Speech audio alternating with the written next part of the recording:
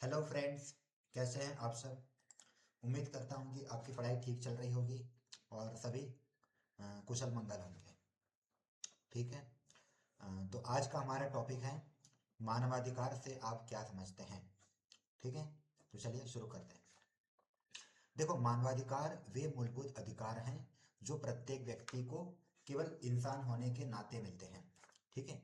ये अधिकार सार्वभौमिक है और किसी भी व्यक्ति के साथ जाति, धर्म, लिंग, राष्ट्रीयता या किसी अन्य आधार पर भेदभाव किए बिना सबको समान रूप से प्राप्त होते हैं। ठीक है। इनका मुख्य उद्देश्य जो है मानव गरिमा को बनाए रखना है। क्लियर।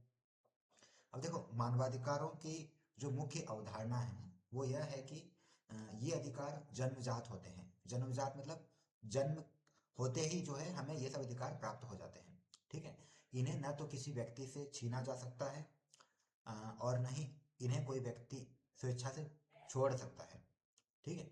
ये अधिकार एक व्यक्ति को स्वतंत्रता पूर्वक और गरिमापूर्ण जीवन जीने का पूरा अवसर देते हैं, जो कि हमारे लिए बहुत आवश्यक है। क्लियर।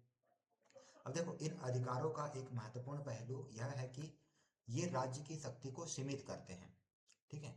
सरकारें या कोई भी सत्ता इन बुनियादी अधिकारों का उल्लंघन नहीं कर सकती, क्योंकि ये नागरिकों के लिए एक सुरक्षा कवच प्रदान करते हैं जिससे उनके हितों की रक्षा होती है और जो तानाशाही है उस पर भी रोक लगती है। ठीक है।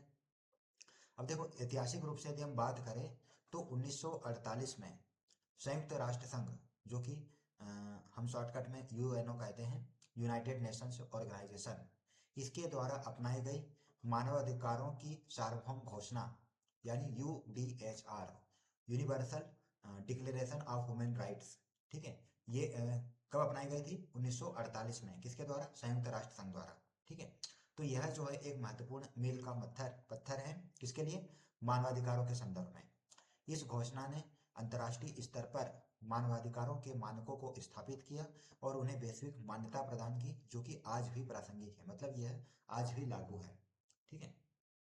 मानवाधिकारों के विषय में यदि हम बात करें तो ये कई प्रकार के हो सकते हैं, जैसे जीवन का अधिकार, स्वतंत्रता का अधिकार और शोषण से मुक्ति का अधिकार। ठीक है।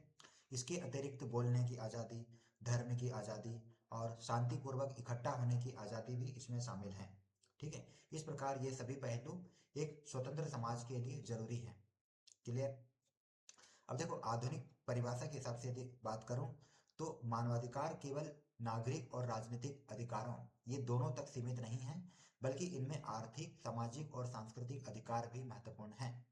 जैसे काम का अधिकार, ठीक है, शिक्षा का अधिकार और पर्याप्त जीवन स्तर का अधिकार, ये सब जो है किसी भी व्यक्ति के पूर्ण विकास के लिए अनिवार्य हैं।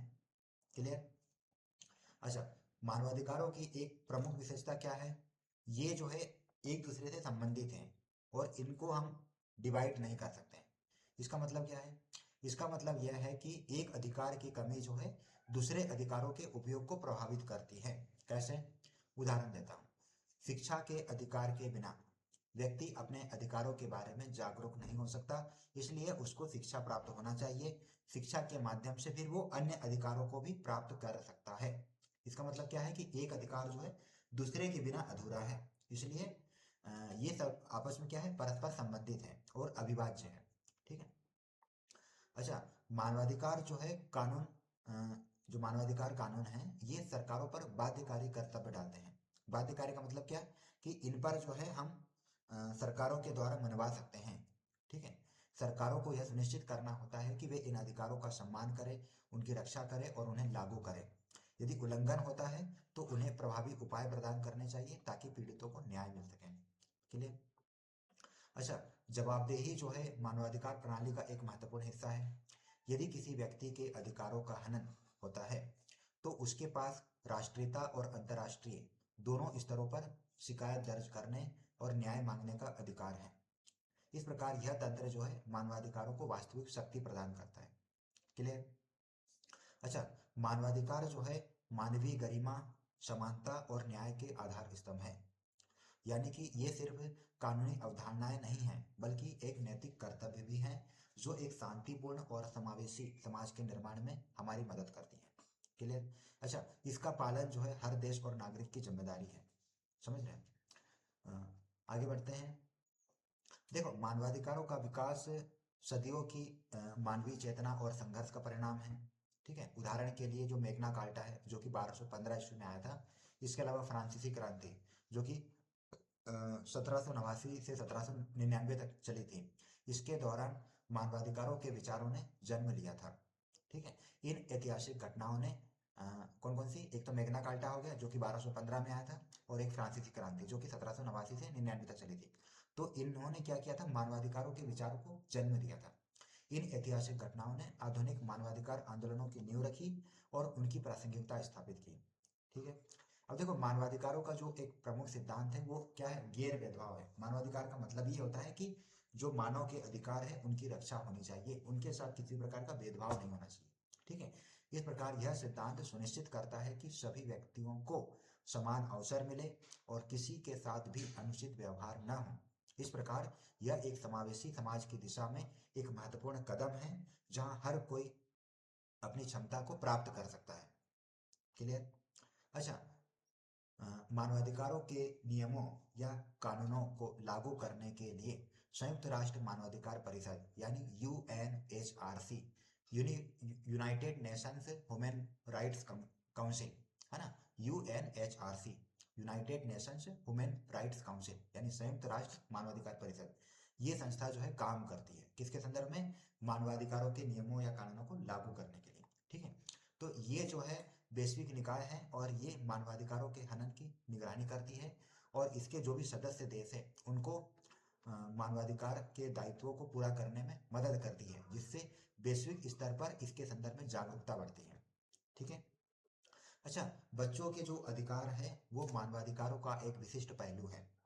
ठीक है, अब इसके संदर्भ में एक संस्था है संयुक्त राष्ट्र बाल अधिकार सम्मेलन, जिसको इंग्लिश में क्या बोलेंगे, UNCRC यानी United Nations convention on the rights of the child, यानी बच्चों के जो संयुक्त राष्ट्र बाल अधिकार सम्मेलन है ये बच्चों के विशेष संरक्षण और उनकी देखभाल की आवश्यकता को रेखांकित करता है। ठीक है, इस प्रकार यह सुनिश्चित करता है कि बच्चों को शोषण से बचाया जाए और उनका स्वस्थ विकास हो। ठीक है, तो एक प्रकार से ये बच्चों के संदर्भ में हो गई। ठीक है, अच्छा, इसी प्रकार महिलाओं के संदर्भ में भी है, क्योंकि महिलाओं के अधिकार भी मानवाधिकारों का एक महत्वपूर्ण हिस्सा है। ठीक है, सदियों से महिलाओं को समानता के लिए संघर्ष करना पड़ा है।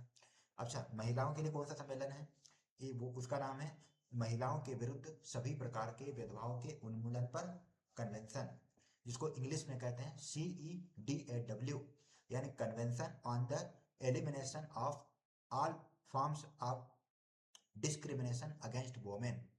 है ना, क्या है इसका हिंदी में क्या नाम है, महिलाओं के विरुद्ध सभी प्रकार के भेदभाव के उन्मूलन पर कन्वेंशन।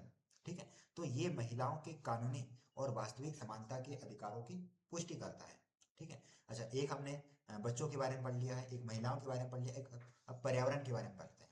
ठीक है, देखो, पर्यावरण का अधिकार जिसको बोलते हैं right to a healthy environment, ये भी मानवाधिकारों के दायरे में आ रहा है, क्योंकि स्वच्छ और स्वस्थ वातावरण के बिना जीवन का अधिकार जो कि हमारे भारतीय संविधान में आर्टिकल 21 में मेंशन है ना, तो ये जो है अधूरा है।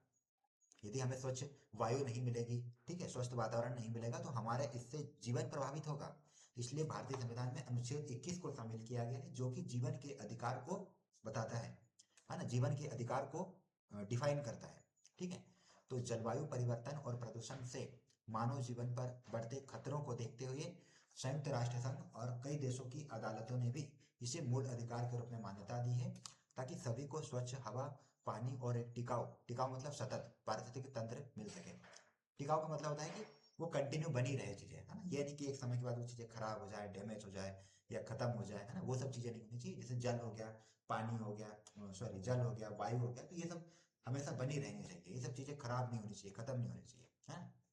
अच्छा, आज के समय में मानवाधिकार शिक्षा भी बहुत महत्वपूर्ण है। यह लोगों को अपने अधिकारों और दूसरों के अधिकारों के बारे में जागरूक करती है। उदाहरण के लिए शिक्षित नागरिक अपने अधिकारों के लिए खड़े हो सकते हैं और मानवाधिकारों के हनन के खिलाफ अपनी आवाज उठा सकते हैं, जिससे एक जागरूक समाज का निर्माण होता है ना। इसलिए मानवाधिकारों के संदर्भ में शिक्षा भी बहुत महत्वपूर्ण है। ठीक है, अच्छा, मानवाधिकारों को अक्सर राष्ट्रीय संविधानों में मूल अधिकारों के रूप में शामिल किया जाता है। उदाहरण के लिए भारत का संविधान जो है वो जीवन, स्वतंत्रता और समानता के अधिकार की गारंटी देता है। आपने देखा होगा ना, जीवन का अधिकार, स्वतंत्रता का अधिकार, समानता का अधिकार, तो ये सब जितने भी अधिकार वगैरह हैं ये भारत के संविधान में मेंशन है। और ये भारत का संविधान जो है इनकी गारंटी देता है कि हम जो है किसी भी व्यक्ति के अधिकारों का उल्लंघन नहीं होने देंगे, और यदि कोई व्यक्ति उसका उल्लंघन करता है तो हम उसके लिए सजा की व्यवस्था करेंगे। ठीक है, इस प्रकार ये कानूनी सुरक्षा उपाय देश के भीतर मानवाधिकारों की रक्षा के लिए महत्वपूर्ण है। ठीक है। अच्छा, मानवाधिकार कार्यकर्ता मतलब मानवाधिकारों को बचाने के लिए या उनकी रक्षा करने के लिए कुछ कार्यकर्ता होते हैं जिनको हम ह्यूमन राइट्स एक्टिविस्ट्स कहते हैं, है ना, इंग्लिश में। तो ये समाज के मुख्य और कमजोर लोगों की, मुख्य मतलब जो बोल नहीं सकते, है ना, और जो कमजोर गरीब लोग होते हैं उनकी आवाज बनकर जान जोखिम में डालकर मानवाधिकार हनन के मामलों को सामने लाते हैं, पीड़ितों को न्याय दिलाने के लिए संघर्ष करते हैं और अपनी निस्वार्थ सेवा से मानवाधिकारों की रक्षा और संवर्धन में अमूल्य योगदान देते हैं, जिससे समाज में मानवाधिकारों के प्रति जागरूकता बढ़ती है और जवाबदेही सुनिश्चित होती है। ठीक है। अच्छा, मानवाधिकारों का सम्मान करना सिर्फ सरकारों की ही नहीं बल्कि हर व्यक्ति की जिम्मेदारी है, क्योंकि जब हम अपने दैनिक जीवन में दूसरों के अधिकारों के प्रति संवेदनशील रहते हैं तभी एक शांतिपूर्ण, न्यायपूर्ण और समृद्ध समाज का निर्माण होता है, जहां हर व्यक्ति गरिमा और समानता के साथ जी सकता है ना, अपना जीवन यापन कर सकता है और अपनी पूरी क्षमता का विकास कर सकता है, जो कि वैश्विक स्तर पर शांति और सामंजस्य बनाने के लिए बहुत जरूरी है। ठीक है। इस प्रकार मानवाधिकार जो है केवल कानूनी दायरे तक सीमित नहीं है, बल्कि यह एक नैतिक कर्तव्य भी है जो हर व्यक्ति और राष्ट्र की जिम्मेदारी है, जिससे एक न्यायपूर्ण, शांतिपूर्ण और समावेशी समाज का निर्माण होता है, जहां हर इंसान सम्मान और सुरक्षा के साथ जी सके, है ना। अतः यह मानव गरिमा, समानता और करुणा का एक आधार है जो मानवता की भलाई सुनिश्चित करता है। ठीक है। तो इस प्रकार से हमारा आज का ये टॉपिक था जिसका नाम क्या था, मानवाधिकार से आप क्या समझते हैं। आशा करता हूँ कि आपको ये प्रॉपर समझ में आया होगा। ठीक है, अब मिलते हैं हम नेक्स्ट टॉपिक पर। ठीक है, थैंक यू।